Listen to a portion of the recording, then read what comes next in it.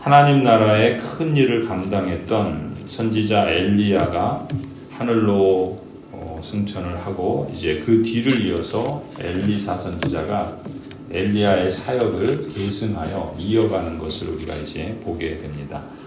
오늘 본문에서는 이 북이스라엘의 악한 왕들 모두 19명의 왕들이 있었다고 그랬죠. 여로보암의 길을 따라서 한결같이 악을 행한 하나님의 언약 백성임에도 불구하고 하나님을 결코 따르지 않았던 그러한 악한 사람들이 왕이었고 또 그 백성들이었습니다. 그 왕과 그 백성들을 맞서서 하나님의 말씀을 선포한 선지자가 엘리야 선지자입니다. 그 엘리야 선지자의 사역도 이제 마무리될 때가 있어요. 그러니까 이 땅에 하나님께서 어떤 사역을 진행하실 때 시작이 있고 끝이 있습니다. 시작도 좋아야 하지만 끝도 좋아야 하겠죠. 이 엘리야가 사역을 마무리할 때 어떤 일을 하는가를 보면은 이 엘리야가 이제 이스라엘의 역사 속에서 하나님께서 약속하셨던 그 언약을 어떻게 구체적으로 이루셨는가 그러한 역사의 현장들을 이제 출애굽의 역사를 되짚어 거슬러 올라가서 하나씩 나아가지요. 그래서 베델로, 여리고로, 요단강으로 이렇게 마지막 둘러봅니다. 그 길갈은 이 굴러버린다라는 뜻이죠. 여호수아를 통해서 이스라엘 백성들이 약속의 땅을 밟았을 때 그 지난날의 모든 죄들을 이제 완전히 벗어버리는 그러한 회개의 현장이 바로 이 길갈이었죠.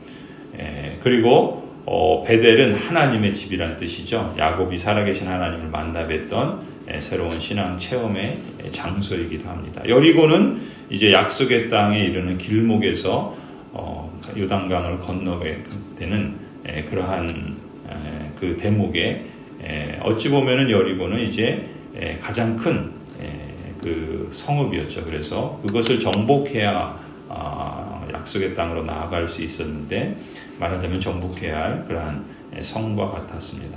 그리고 이제 요단강은 광야를 뒤로 하고 하나님의 그 축복의 땅으로 들어가는 경계이죠. 그리고 그 요단강을 건너서 이제 길갈에 이르게 되지 않습니까? 이러한 곳들은 한결같이 이 이스라엘의 이 언약 백성의 입장들에서 볼 때는 모두가 다 위기와 도전의 현장이라고 할 수 있어요. 하지만 하나님의 그 관점에서 볼 때는 이 모든 장소들은 하나님께서 주권적으로 역사하신 은총의 현장들이라고 할 수 있습니다. 그러니까 어떤 관점에서 역사의 현장을 보는 것이 중요해요. 오늘 우리나라의 역사도 마찬가지고 여러분의 개인이나 가정의 삶의 역사도 마찬가지입니다. 무슨 눈으로 보느냐, 어떻게 보느냐 하는 것은 매우 중요해요. 그래서 역사의식이 중요합니다. 어떤 역사의식을 갖고 우리나라의 역사를 해석하느냐, 또 어떤 역사의식을 갖고 우리 삶의 여정을 해석하느냐, 그거에 따라 그 인생이 달라지는 거예요. 아니, 하나님의 평가가 달라지는 겁니다. 하나님께서 약속하신 언약을 이루시기 위해서 얼마나 크신 능력으로 인도하셨는가를 이 현장들에서 볼 수 있어야 되는 거예요. 그 현장에서 얼마나 힘들고 얼마나 어렵고 얼마나 그 대적들이 세고 이런 것들만 기억했다가는 인간적으로 보면은 아무것도 이룰 수 없는 것이죠. 하나님께서 참으로 당신의 언약 백성들을 크고 놀라우신 섭리 가운데 인도하셨던 그러한 현장들을 이제 엘리야가 하나씩 되짚어 보는 것입니다. 그런 점에서 이 역사의 기록은 오늘 우리에게 지금도 동일하신 언약의 하나님께서는 우리가 살아가는 이 삶의 자리를 역사의 현장으로 만드신다는 걸 기억해야 합니다. 그리고 그 현장에서 우리를 다스리시고 섭리하신다는 것이죠. 그리고 우리는 어떻게 언약 백성으로서 하나님의 다스림과 섭리에 응답하며 살아가느냐, 거기에 따라서 우리 인생의 그 무게가 달라진다라고 말할 수 있어요. 이처럼 의미 있는 장소에서 엘리야는 엘리사에게 이제 남아있으라 계속해서 3번 권고하죠. 하지만 엘리사는 스승님을 떠나지 않겠다 반복해서 대답합니다. 엘리야가 왜 길갈이나 베델이나 여리고나 이런 장소를 옮기면서 엘리사로 하여금 동일한 말을 하게 했는가? 이것은 이제 엘리야가 하늘로 간다는 것, 그리고 그 후에 엘리사가 그 엘리야가 행했던 선지자 직무를 계속해서 계승할 만한 자격이 있는지, 그리고 그런 의지가 있는지 그것을 점검하는 것입니다. 그리고 그러한 사실을 이제 그 선지 학교에 있는 여러 선지자 후보생들, 그들에게 그 사실을 보여주고자 했던 것이죠. 엘리야는 홍해와 요단강을 기적적으로 건넜던 이스라엘의 그 과거의 역사를 이제 요단강을 마른 땅을 밟고 건너듯 재현을 하지요. 그래서 엘리야의 후계자인 엘리사에게 이 타락한 북이스라엘 속에 다시금 하나님의 약속을 드러내는 그러한 사명을 맡기고 하늘로 승천하는 장면으로 이어집니다. 9절에 보면은 요단강 맞은쪽에 이르러 엘리야가 엘리사에게 말하죠. 주님께서 나를 데려가시기 전에 내가 너에게 어떻게 해주기를 바라느냐. 그러자 엘리사가 어떻게 합니까? 스승님이 가지고 계신 능력을 제가 갑절로 받기를 바랍니다 하고 대답을 하죠. 엘리사가 스승님보다 그 능력을 더 받겠습니다 이렇게 교만하게 말한 게 아니에요. 이 갑절의 몫이라는 것은 신명기 21장에 보면 장자가 받을 권리를 갑절의 몫이라 그래요. 그러니까 거기 이제 신명기 21장 17절에 이렇게 말씀하거든요. 반드시 사랑받지 못한 아내의 아들을 맏아들로 인정하고 자기의 모든 재산에서 두 몫을 그에게 주어야 합니다. 그 아들은 정력의 첫 열매이기 때문에 맏아들의 권리가 그에게 있는 것입니다. 그러니까 두 몫을 준다는 것은 이 사람이 장자다. 그리고 맏아들의 권리를 가진 자다라는 것을 확인시켜 주는 거예요. 그러니까 두 배가 더 많다 이걸 지금 강조하는 게 아니라 이 사람이 그런 자격을 가진 사람이다라는 거죠. 그러니까 지금 이 엘리사도 엘리야 스승에게 자신이 그 엘리야의 사역을 계승하는 그러한 선지자로서의 그 역할을 확인받고자 하는 거예요. 그러니까 지금 엘리야는 계속해서 엘리사에게 남아있으라라고 하지만 이 엘리사는 계속해서 따르겠습니다라고 하고, 그리고 그러한 계승의 역할을 이제 자신에게 확인시켜주는 그러한 요청을 했던 것이죠. 그런데 엘리야는 뭐라 그럽니까? 그 일이 어려운 것이다 라고 말하죠. 왜 어렵겠습니까? 그 일은 엘리야가 하는 게 아니에요. 하나님께서 하시는 겁니다. 그래서 엘리야가 뭐라고 대답합니까? 자기를 데려가실 때 너가 그걸 보게 되거든? 그러면 하나님께서 너를 인정해 주시는 것이다 라고 말해주는 거죠. 엘리야가 계승하고 말고 하는 게 아니에요. 하나님께서 그 일을 승인해 주시느냐 아니냐라는 것이 중요한 것이죠. 이 일로 이제 엘리사는 어떻게 됩니까? 엘리야의 계승자로서 오늘 본문에서 보는 것처럼 확인이 됩니다. 그리고 엘리야가 가진 그러한 선지자적 역할을 엘리사가 감당하게 되지요. 그것을 잘 보여주는 부분이 이제 엘리야가 승천한 후에 그의 몸에서 떨어진 겉옷을 이제 엘리사가 집어서 그 겉옷으로 요단강을 치니까 어떻게 됩니까? 엘리야가 행했던 것처럼 요단강이 갈라지죠. 그래서 엘리사가 다시금 이제 요단강을 건너서 돌아오게 됩니다. 그뿐만 아니에요. 이제 내일 본문이지만 이제 그 요단강 건너편에 맞은편에 있던 그 선지 후보생들 50명이 이제 엘리야의 영이 엘리사 위에 임했다라는 것을 이제 인정하는 것을 우리가 보게 돼요. 이렇게 엘리야가 떠난 이후에 엘리사 선지자를 통해서 하나님께서는 당신의 언약 백성들을 이제 어떻게 가르치고 어떻게 그들을 인도할 것인가라는 것을 우리로 이제 기대하게 합니다. 12절에 보시면 엘리야가 승천한 이후에 엘리사는 나의 아버지 이스라엘의 병거이시며 마병이시여라고 말하죠. 여기서 우리가 주목할 건 이거예요. 지금 북이스라엘의 형편에서 볼 때는 이 왕들이 하나같이 하나님을 따르지 않습니다.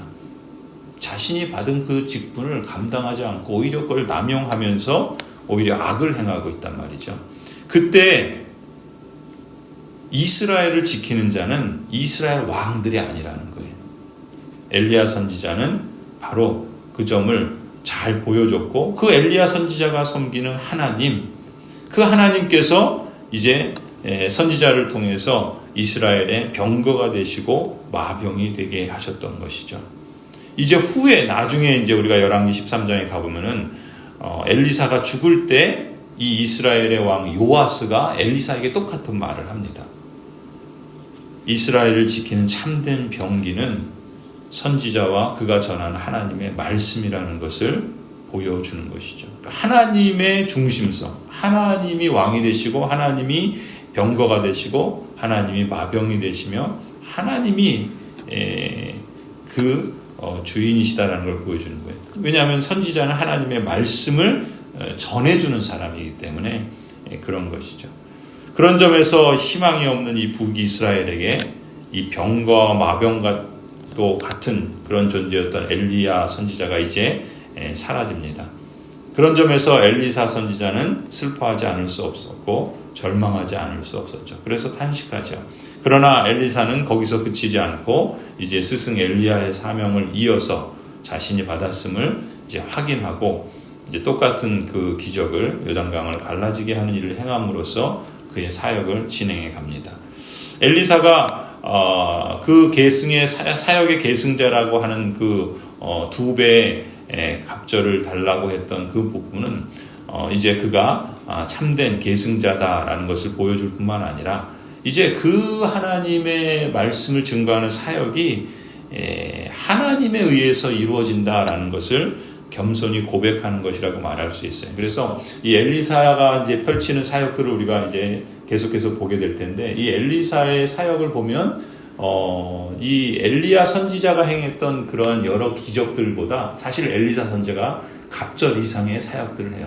그리고 이 엘리사의 사역은 특징을 보자면 그는 치료하고 회복하는 이런 사역에 이제 그 모습들을 잘 보여줍니다. 하나님께서 엘리사를 통해서 이 깨어지고 망가진 이스라엘 언약 백성들을 회복하시고 온전케 하시는 그러한 일들을 엘리사 선지자를 통해서 계속해 가시고 구체화해 나가시는 것이죠.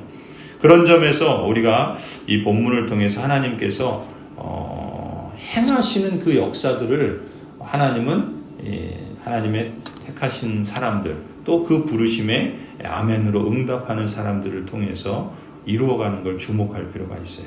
그리고 하나님의 역사는 아무리 북이스라엘이 아합이나 이세벨이나 그 악한 왕들의 지배 가운데 있을지라도 하나님의 역사가 막히는 일은 없습니다. 그 사람들이 하나님의 징계와 심판을 받는 일은 있어도 하나님의 약속이 무너지거나 엎어지는 일은 없습니다.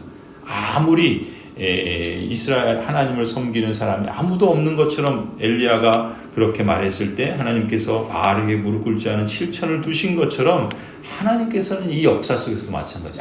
아무리 지금 교회 목회자들과 교회가 타락하고 이 정치와 또 이 나라의 그런 명예와 권력에 빠져서 그렇게 악한 길을 간다 할지라도 하나님의 역사는 결코 그것으로 인해서 무너지지 않습니다. 하나님께서 친히 그 역사를 주관하고 계시기 때문에 그렇습니다. 그렇다면 그 암울한 역사 속에서 하나님의 언약 백성들은 어떻게 응답하느냐가 중요한 거예요. 다른 사람의 문제가 아니라 내가 문제인 겁니다. 내가 어떻게 하나님의 부르심에 이 어두운 역사 속에서 남 탓하면서 자기도 거기에 함께 휩쓸려서 가는 그런 인생이 아니라 엘리사처럼 하나님께서 자신의 부르심을 아멘으로 받고 그것을 기꺼이 행하고자 겸손히 하나님의 능력을 구하며 자신의 맡겨진 역할들을 하나씩 묵묵히 해나가면 되는 거예요. 하나님께서 그러한 사람들을 통해서 역사가 이어집니다. 유명한 사람들, 또 힘 있는 사람들, 그리고 권력 있는 사람들을 통해서 역사가 이루어지는 것 같지만 결코 그렇지 않습니다. 하나님께서 그런 점에서 한 사람의 그리스도인, 참된 교회를 통해서 하나님의 역사를 이루어가시는 거룩한 도구로 사용하고 있음을 우리가 주목해야 합니다. 그렇다면 우리 역시도 그러한 하나님의 쓰시는 깨끗한 그릇으로 겸손히 하나님의 도움을 구하며 이 길을 걸어가야 할 줄로 믿습니다. 하나님께서 이루시는 거예요.